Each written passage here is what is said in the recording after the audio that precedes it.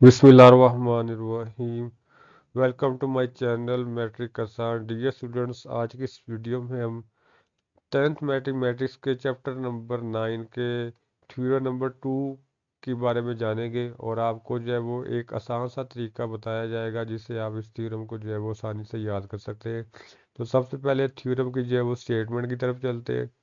तो उसमें वो कहता है a straight line drawn from the centre of a circle to bisect a chord which is not a diameter is perpendicular to the chord। तो इसका मतलब ये है कि आपके पास एक सर्कल है और सर्कल का एक सेंटर O है और आपने एक कॉर्ड लेनी है AB जो कि जो है वो डायामीटर नहीं होगा। डायामीटर फॉर का मतलब है कि ये जो कॉर्ड है ये इसके सेंटर से पास आउट नहीं करेगी और आपने ये साबित करना है कि इसका जो बाइसेक्टर है OM जो इसको इक्वल पार्ट्स में डिवाइड कर रहा है AB को, ये जो है ये इसके ऊपर परपेंडिकुलर है। ये हमने साबित करना है कि ये जो बाइसेक्टर है OM ये कॉर्ड AB के ऊपर जो है ये परपेंडिकुलर है। तो सबसे पहले गिवन की तरफ चलते हैं। तो हमारे पास गिवन ये है कि M जो है M is the mid point of any chord AB। ये AB हमारे पास एक कॉर्ड है और M जो है ये इसका एक मिड पॉइंट है और इसको हमने ज्वाइन किया है with centre of the circle O। और प्रूफ में जाएं तो हमने ये साबित करना है कि जो OM है ये कॉर्ड AB के ऊपर परपेंडिकुलर है। ये परपेंडिकुलर की इलामत है, ये आपने याद रखनी है। तो कंस्ट्रक्शन की अगर बात करें तो कंस्ट्रक्शन में हमने क्या करना है, O को जो है वो पॉइंट A से ज्वाइन करना है और इस तरह O को जो है वो पॉइंट B से आपने ज्वाइन करना है। और इसी तरह आपने ये जो दो एंगल मार्क करने हैं, एंगल 1 और एंगल 2, बाकी नहीं करने क्योंकि उनसे हमारा कंसर्न नहीं है, वो यहाँ पे यूज़ नहीं हो रहे। जस्ट आपने इनको मार्क कर देना एंगल 1 और एंगल 2। तो यहाँ पे अगर आप गौर से देखें तो यहाँ पे दो ट्राइंगल्स बन रही हैं, OAM और OBM। तो यहाँ पे जो है वो 9th का चैप्टर नंबर 11 जो है वो यूज़ होने जा रहा है, जिसमें आपने कुछ पास्टुलेट पढ़े थे जैसे SSS पास्टुलेट था कि अगर दो ट्राइंगल्स की तीन साइड्स इक्वल हो जाए, दो ट्राइंगल कॉन्ग्रुएंट होती हैं। तो यही जो वो पास्टुलेट है वो यहाँ पे यूज़ होने जा रहा है।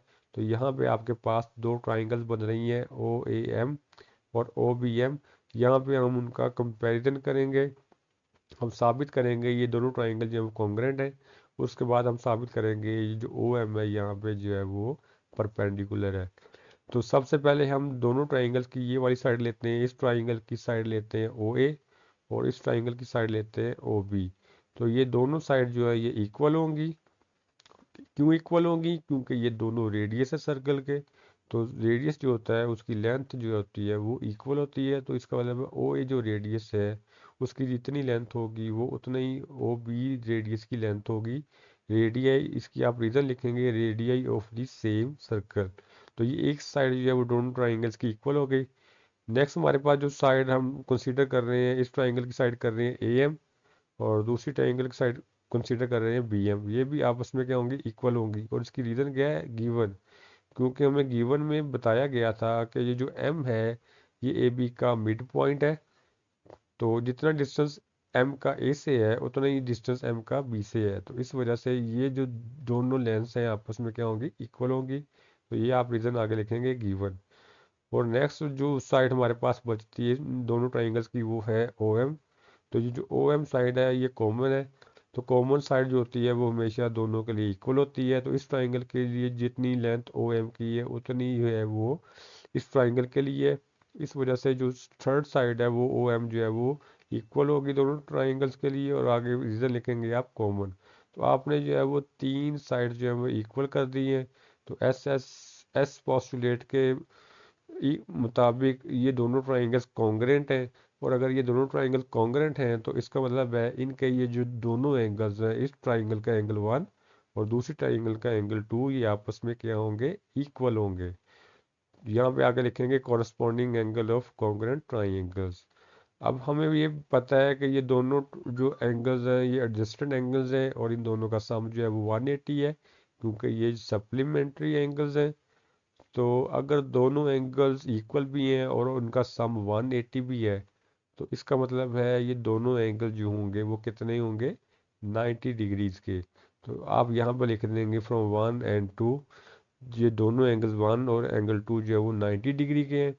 और इसी तरह अगर एंगल 1 और 2 90 डिग्री के हैं, जो कि कौन बना रहा है कॉर्ड के ऊपर, ओ एम बना रहा है, ठीक है। तो इसका मतलब है ये जो ओ एम है वो ए बी की कॉर्ड के ऊपर क्या होगा, परपेंडिकुलर होगा। यही हमने साबित करने हैं कि ओ एम जो है वो कॉर्ड ए बी के ऊपर जो है वो परपेंडिकुलर है, जिस तरह इससे आपका जो थ्योरम जो है वो प्रूफ हो जाएगा। उम्मीद है आपको अब ये कंसेप्ट जो है वो थ्योरम का क्लियर हो गया है। अपने व्यूज़ के बारे में ज़रूर आगाह कीजिएगा कमेंट सेक्शन में। अपना बहुत सारा ख्याल रखिएगा। अल्लाह हाफिज़।